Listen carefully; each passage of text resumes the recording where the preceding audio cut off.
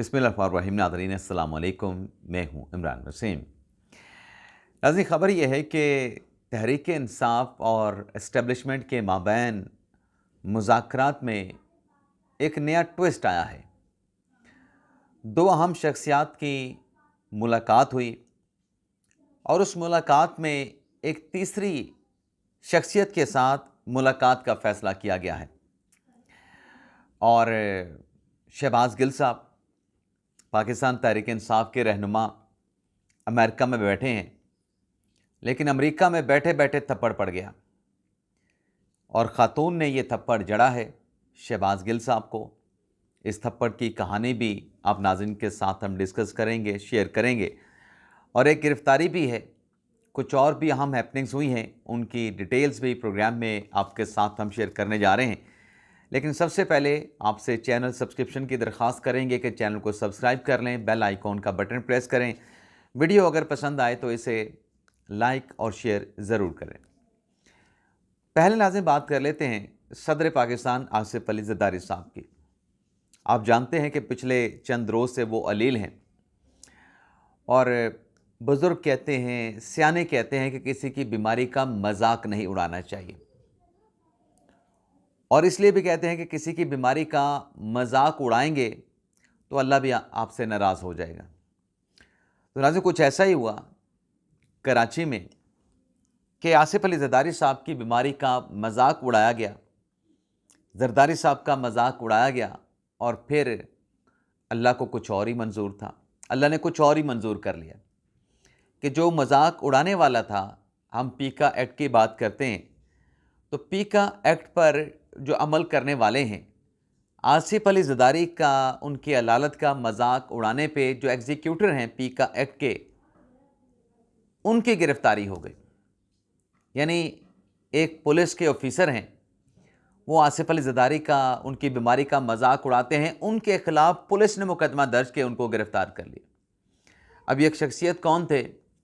ये सिंध के सुखन थाने में SIO थे, इब्रार शाह इनका नाम है और इनको तैनात किया गया था इब्राहिम हैदरी पुलिस स्टेशन में। तो इनको ये इस किस्म की हरकत करने पे, अदालत का, सदर पाकिस्तान का मजाक उड़ाने पे इनको गिरफ़्तार कर लिया गया। अब चूँकि पीका एक्ट के तहत ये बड़ी गिरफ़्तारी हुई है और पीका जब इमरान खान साहब के दौर में अमेंड हो रहा था तब भी इसको काला कानून कहा गया और अब जब अमेंड किया जा रहा था तब भी एक तबके की तरफ से इसको काला कानून कहा गया। लेकिन एक चीज़ को महसूस किया गया, जो सेंसिटाइजेशन हुई, कि फ़ेक न्यूज़ भी नहीं होनी चाहिए, क्योंकि पूरी दुनिया में इस बात को रियलाइज़ किया गया, फ़ेक न्यूज़ के ख़िलाफ़ जो शऊर उजागर हुआ, उससे इस बात का एहसास किया गया कि फ़ेक न्यूज़ का ख़ात्मा इंतहाई ज़रूरी है। अमेरिका में हमने देखा, बरतानिया में हमने देखा कि फ़ेक न्यूज़ पे क्या कुछ हुआ और फिर वहाँ पे किस किस्म की सख्त कार्रवाइयाँ वहाँ पे सिक्योरिटी फोर्सेस की जानिब से एक्शन लिया गया और क्रैकडाउन किया गया। पाकिस्तान में भी ये शऊर उजागर हुआ और इस बात को अंडरस्टैंड कर लिया गया कि फ़ेक न्यूज़ के ज़रिए जो नफ़रत फैलाई जाती है, जो जहर उगला जाता है, जो मायूसी अवाम में फैलाई जाती है, जो इंतशार फैलाया जाता है, जो जहर अवाम के जहनों में घोला जाता है, फ़ेक न्यूज़ के साथ आप आगे नहीं बढ़ सकते। जब एक तरफ हुकूमत कोशिशें कर रही होगी मुल्क की मईशत को या मुल्क की मामलात को चलाने के हवाले से, और दूसरी तरफ फ़ेक न्यूज़ का ऐसा सैलाब होगा कि अवाम के जहन जो है वो आलूदा किए जा रहे होंगे, तो फिर मुल्क में इस्तेहकाम कैसे आएगा? ना सियासी इस्तेहकाम आएगा, ना मुआशी इस्तेहकाम आएगा, ना माशरती इस्तेहकाम आएगा। किसी किस्म का इस्तेहकाम नहीं होगा और काउस होगा, अनारकी होगी, अफरा तफरी होगी। तो उस पर जहाँ पीका के कानून के ऊपर बात की गई, वहाँ ये बात भी हुई कि फ़ेक न्यूज़ भी नहीं होनी चाहिए। अब आसमा शिराजी साहबा जो फ़ेक न्यूज़ के हवाले से बात करते रहीं, पीका एक्ट के हवाले से बात करते रहें, उनका एक क्लिप जो है वो सोशल मीडिया पे वायरल किया गया। जब वो क्लिप जो है वो सोशल मीडिया पे लगाया गया तो शहबाज गिल साहब तहरीक इंसाफ के रहनुमा हैं, उनकी तरफ से आसमा शिराजी साहबा से मुतल्लिक उस पोस्ट, उस वीडियो क्लिप से मुतल्लिक क्या कहा गया, अब नाज़रीन मैं आपको पढ़ देता हूँ। शहबाज गिल साहब ने लिखा कि मुनाफ़क़त चेक करें सरकारी हाजन साहिबा की। हालांकि आप शहबाज गिल साहब जो हैं वो आसमा शिराज़ी साहिबा के मौक़िफ़ से इख्तलाफ कर सकते थे, लेकिन वो उनको पिंच कर रहे थे,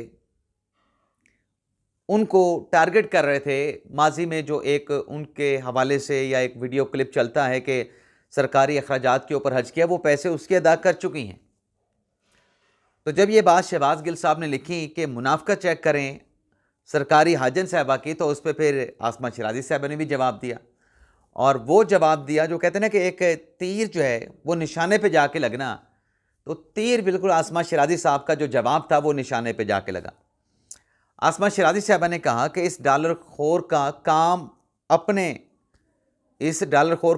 अपने तमाम फेक अकाउंट से सिर्फ मेरे पे रिसर्च करना रह गया है। और आगे वो खिलखिलाने वाला स्माइली भी उन्होंने शेयर किया। मैं तो सरकारी हाजन नहीं हूँ, क्योंकि वो पैसे अदा कर चुकी हैं आसमा शिराज़ी साहिबा। जब उनको पता चला कि यह हज इस तरीके से करवाया गया है, क्योंकि पहले तो ये था शायद सऊदी हुकूमत की तरफ से पूरी दुनिया से मेहमान जाते हैं, बुलाए जाते हैं मेहमान, तो शायद वो यही था। लेकिन जब उनको पता लगा कि सरकारी खर्च पे था, तो आसमा शिराज़ी साहब ने पेमेंट कर दी। अब आसमा शिराज़ी साहब ये लिखते हैं कि मैं तो सरकारी हाजन नहीं, लेकिन तुम्हारी बीवी ज़रूर सरकारी पैसे खा कर भागी हुई है। अब इनकी बीवी जो है, इनको पाकिस्तान के ख़जाने से स्कॉलरशिप दी गई बाहर जाके पढ़ने के लिए, वहाँ से अपना जो एजुकेशन है उसमें इजाफ़ा करने के लिए, अपनी एक्सपर्टीज़ में इजाफ़ा करने के लिए। लेकिन वो गई बाहर और पाकिस्तान वापस नहीं आई। पाकिस्तान क्यों ये पैसे लगाता है, स्कॉलरशिप अपने टीचर हजरात को ऑफ़र करता है कि आप चाहें पढ़ के आएँ, वापस आकर 2 साल 3 साल जो भी एक तरीक़ाकार है उसके मुताबिक आकर आप पाकिस्तान में सर्व करें, पाकिस्तान के स्टूडेंट को सर्व करें, पाकिस्तान की नई नस्ल को सर्व करें। लेकिन ये शहबाज गिल साहब की अहलिया वो सरकारी खर्च पे गई, स्कॉलरशिप पे वापस नहीं आई। तो फिर उन्होंने यही जवाब दिया कि सरकारी खर्च पे सरकारी पैसा खा के भागी हुई तुम्हारी अहलिया है, मैंने तो यहाँ पे पेमेंट कर दी थी जब मुझे एहसास हुआ। तो ये शहबाज गिल साहब कर रहे हैं। और ये नाज़रीन, मैंने कहा ना कि ये शहबाज गिल साहब तहरीक इंसाफ के लिए आलमी शर्मिंदगी का बायस बने। किसी ने इनसे सवाल पूछा और वो जो नोबल इनाम के हवाले से शहबाज गिल साहब ने दावा किया, अभी भी उस बात पे डटे हुए हैं। अभी भी शहबाज गिल साहब कहते हैं कि नहीं, वो बात बिल्कुल ठीक थी। और उस पर भी शहबाज गिल साहब क्या लिखते हैं, मैं वो भी आपको पढ़ के सुनाना चाहूँगा। शहबाज गिल साहब कहते हैं कि बिल्कुल ऐसा नहीं है, हमेशा की तरह गलत बयानी करके जो है वो की जा रही है, झूठे आर्टिकल लिखवा कर झूठा बयानिया बनाया जा रहा है। तकलीफ असल ये है कि पूरी दुनिया का मीडिया इस खबर को कवर कर रहा है कि खान नामजद हो गया है, आपके झूठ अब ज़्यादा देर नहीं चल सकते। तो वो जो नोबल इंस्टीट्यूट के डायरेक्टर ने स्टेटमेंट दिया है वो गलत है। जिन्होंने नॉमिनेशंस करनी है, जिनका इदारा है नोबल इनाम के लिए नॉमिनेट करने का, वो गलत बयानी कर रहे हैं। शहबाज गिल साहब सच्चे हैं और मंतक क्या पेश कर रहे हैं कि इस नॉमिनेशन को पूरी दुनिया डिस्कस कर रही है, पूरी दुनिया इस खबर को कवर कर रही है। झूठी खबर को कवर करने को आप क्या फ़ख्र महसूस कर रहे हैं? शर्मिंदगी आपने अपनी करवाई, अपनी पार्टी की कराई, अपने लीडर की करवाई, इमरान खान की करवाई, पाकिस्तान की कराई, और अब भी आप ढटाई से डटे हुए हैं एक झूठी खबर पे। नाज़रीन, एक पूरा अलमिया है, ये पूरा एक अलमिया है कि किस तरीके से ये अपने भी लोगों को और पूरी दुनिया के लोगों को बेवकूफ़ बनाते हैं। इन्होंने बेवकूफ़ समझा नहीं हुआ, ये बेवकूफ़ बना भी रहे हैं और लोग आगे से बेवकूफ़ बन भी रहे हैं। अब आप देखें कि जो डोनाल्ड ट्रंप साहब ने पूरी दुनिया पर ग़ालिबन 100 ममालिक के ऊपर जो टैरिफ की पाबंदियाँ लगाई हैं, जो टैक्स लगाया गया है, उस पर क्या दावा किया जा रहा है। यानी ऐसा दावा कि आप सुनने के बाद हैरान रह जाएं, यार हैरान रह जाएं कि ये किस किस्म की बात की जा रही है। उस पर नाज़रीन ट्वीट किया है। ये नाज़रीन आपको पुलिस ऑफिसर भी दिखा दूँ जिन्होंने आसिफ अली ज़रदारी साहब के हवाले से कोई नाजेबा जो पोस्ट की थी, ये जिसके ऊपर रेड रंग का एरो आ रहा है, ये वो SIO हैं इब्रार शाह, जिनको गिरफ़्तार किया गया है। तो मोने सिलाई साहब ने एक ऐसी हरकत फरमाई है, लोगों को बेवकूफ़ उन्होंने बनाया और लोग बेवकूफ़ बने भी हैं, बनते भी हैं। अब मोने सिलाई साहब जो पाकिस्तान से मफरूर हैं, उनके वालिद साहब यहाँ पे हैं, मुश्किल वक्त उन्होंने काटा है, उनके लिए वो पाकिस्तान वापस नहीं आए। मोने सिलाई साहब अमेरिकन प्रेसिडेंट की तरफ से जो टैरिफ लगाया गया उस पर क्या दावा करते हैं कि अमेरिका हमारी एक्सपोर्ट पर 29% टैक्स लगा रहा है। अगर आज इमरान खान की हुकूमत होती तो ये इजाफी टैक्स पाकिस्तान पर नहीं लगना था। अब नाजरीन, डोनाल्ड ट्रंप की तरफ से जिन ममालिक पे ये टैरिफ लगाया गया है उसमें कनाडा भी शामिल है। ये बड़े बड़े जो ममालिक हैं उसमें चाइना भी शामिल है, उसमें भारत भी शामिल है, उसमें बरतानिया भी शामिल है, उस पर यूरोपीय यूनियन भी शामिल है। अब इतने बड़े बड़े सुपर पावर जैसे ममालिक, माशी तौर पे सुपर पावर जैसे ममालिक, उन पे टैरिफ लग गया। उस पर भी टैरिफ लगाने से जो ट्रंप साहब हैं वो कतराए नहीं, तो पाकिस्तान फिर खेत की मूली है। यानी आपने बेवकूफ़ बनाना है और बेवकूफ़ बनाने का आपने कोई ना कोई तरीका निकाल ही लेना है। इसलिए हम कहते हैं कि इन लोगों से बचें। ये झूठ के पलंदे हैं, ये झूठे नेगेटिव प्रोपेगेंडे और मुहिम के पलंदे हैं, किरदार हैं बड़े बड़े। अब इस पे फिर हुसैन हक्कानी साहब ने जवाब दिया मोहतरम जनाब मुअन्निस इलाही साहब को कि अगर ये वाकई ही ये समझते हैं तो ये बेवकूफ़ हैं। अगर सिर्फ लोगों को बेवकूफ़ बनाने के लिए कह रहे हैं तो ये बददियानत हैं। तो हुसैन हक्कानी साहब ने इस किस्म के बयानात देने पे इनको भी बेवकूफ़ कहा और जिनको बेवकूफ़ बना रहे हैं उनका भी जिक्र किया और साथ में कहा कि ये लोग बददियानत है जो इस किस्म का दावा कर रहे हैं। अब मैं तो बड़ा हल्का हाथ रख रहा था, लेकिन हुसैन हक्कानी साहब ने तो बड़ा तगड़ा हाथ रखा है। अब नाज़रीन आ जाते हैं जो दूसरी खबर है इमरान खान साहब, तहरीक इंसाफ और एस्टेब्लिशमेंट के मुज़ाकरात के हवाले से। तो मामला नाज़रीन ये है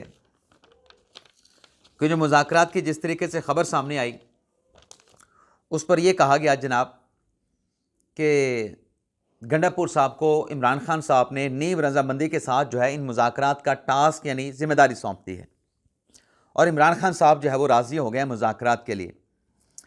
मैंने कल के वीडियो लॉग में बताया था कि जो मुज़ाकरात की बात की जा रही ना, ये मुज़ाकरात खान साहब की शराइत पे नहीं होने। उनकी जो शराइत है ना कि ये हटदर्मी की सियासत नहीं चल सकती, ये हटदर्मी का रवैया नहीं चल सकता, इस पर भी तौबा तायब होने की ज़रूरत है तहरीक इंसाफ को, क़यादत को, सब लोगों को बशमूल इमरान खान। और फिर जो पॉलिसी है इदारों को टारगेट करने की, ये भी नहीं चल सकती पैरेलल कि आप एक तरफ इदारों को टारगेट कर रहे हैं और दूसरी तरफ आप कोई मुज़ाकरात की डिमांड भी कर रहे हैं। आज भी बयान दिया गंडापुर साहब ने, बाबर रहमान साहब ने कि हमारे तो दरवाजे मुज़ाकरात के लिए खुले हैं। और भाई आपके दरवाजे तो खुले रहते हैं, आप तो सिर्फ दरवाजे खोल के नहीं बैठे बल्कि आप तो दरवाज़ा खोल के वो यहाँ रावलपिंडी में पीर बदाई चौक के ऊपर जो गाड़ियों से निकल के कंडक्टर आवाज़ लगा रहे होते हैं, मरी वाले, जेलम वाले, गुजरां वाले, सियालकोट वाले, अपने गुजरात वाले, तो आप तो आवाज़ें लगा रहे हैं अपना दरवाज़ा खोल के। आपके दरवाजे तो बंद नहीं, आप मुज़ाकरात आएँ, मुज़ाकरात के लिए तैयार। आप तो गाड़ी में बिठाने के लिए भी तैयार हैं मुज़ाकरात के लिए, आप दूसरों की गाड़ी में मुज़ाकरात के लिए खुद सवार होने के लिए भी तैयार हैं। तो मैंने उस पर यह कहा कि दूसरी जो मैंने कहा कि उनकी जो शर्त है कि मुज़ाकरात उनके साथ करें, सियासी लोगों के साथ, हमारे साथ मुज़ाकरात नहीं हो सकते। अब इस पे जो पूरा प्रोपेगेंडा अभी तक चल रहा है, अभी तक प्रोपेगेंडा किया जा रहा है कि खान डट गया जी, खान साहब की शराइत के ऊपर मुज़ाकरात। तो इस पे वो कहते हैं ना कि आईना दिखाना, तो फिर इनको आईना भी दिखाया गया और आईना दिखाया है एक बड़ी नामवर शख्सियत ने। मैं नाम ले देता हूँ, ज़्यादा तजस्सुस नहीं रखूँगा आपके लिए।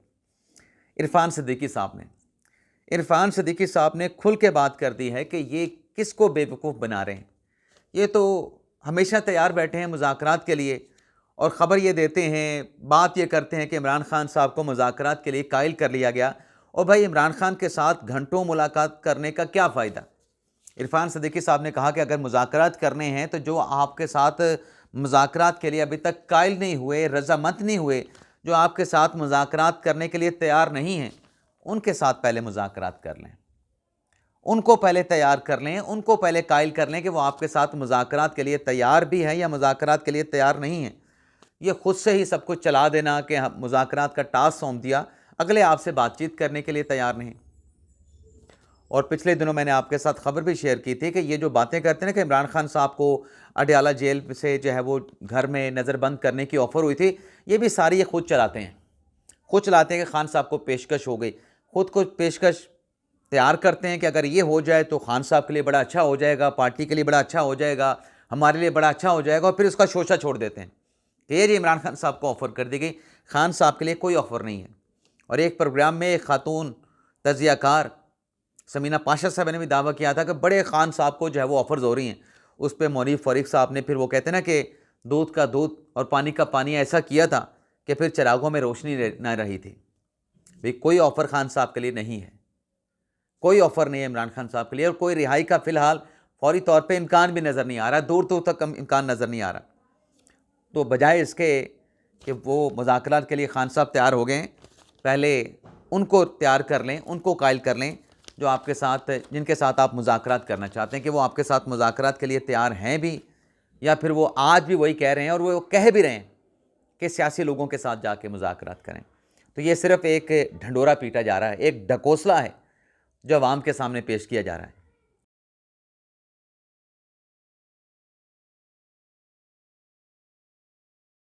अब दावा पाकिस्तान तहरीक इंसाफ का क्या है कि इस्टेब्लिशमेंट के साथ मुज़ाकरात का बानी तहरीक इंसाफ इमरान खान ने टास्क जो है वो गंडापुर साहब को तफवीज़ कर दिया है, और पार्टी का हाल ये है कि इख्तलाफात बढ़ चुके हैं गंडापुर साहब के और जुनैद अकबर साहब के, और इन इख्तलाफात के ख़ात्मे के लिए, इन इख्तलाफात को ख़त्म करने के लिए, दोनों को करीब लाने के लिए अब तहरीक इंसाफ की अहम शख्सियतें जनाब शौकत यूसुफज़ई साहब वो मुतहरक हुए हैं, और उन्होंने जाके जुनैद अकबर के साथ मुलाकात की है, और उस मुलाकात में बात शौकत यूसुफज़ई ने यह की है कि बानी तहरीक इंसाफ इमरान खान के लिए, उनकी रिहाई के लिए इन इख्तलाफात को छोड़ दें, इन इख्तलाफात को भुला दें।